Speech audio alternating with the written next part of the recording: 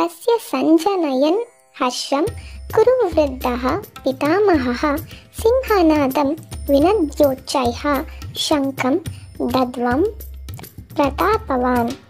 ಕುರುಕುಲಕ್ಕೆ ಪಿತಾಮಹನು ಪ್ರತಾಪಶಾಲಿಯೂ ಆದ ಭೀಷ್ಮನು ದುರ್ಯೋಧನನಿಗೆ ಹರ್ಷವನ್ನು ಉಂಟು ಮಾಡುವುದಕ್ಕಾಗಿ ಸಿಂಹನಾದವನ್ನು ಮಾಡಿ ಶಂಖವನ್ನು ಊದಿದನು.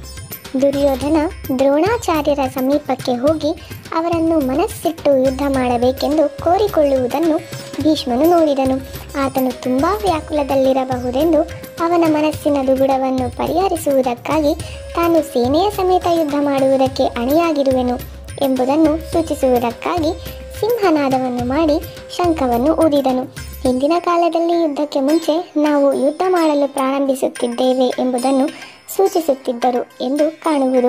ಈಗಿನ ಕಾಲದಲ್ಲಿ ಹೇಗೆ ಫುಟ್ಬಾಲ್, ಕ್ರಿಕೆಟ್ ಆಟಗಳು ಪ್ರಾರಂಭವಾಗುವಾಗ ಎರಡೂ ಕಡೆಯವರು ತಾವು ಅದಕ್ಕೆ ಸಿದ್ಧವಾಗಿದ್ದೇವೆ ಎಂದು ಸೂಚಿಸುತ್ತಾರೆಯೋ ಹಾಗೆ ಇಲ್ಲಿಯೂ ಕೂಡ ಕೌರವರು ಮುಂಚೆ ನಾವು ಯುದ್ಧ ಮಾಡಲು ಪ್ರಾರಂಭಿಸಿದ್ದೇವೆ ಎಂಬುದನ್ನು ನೋಡುತ್ತೇವೆ.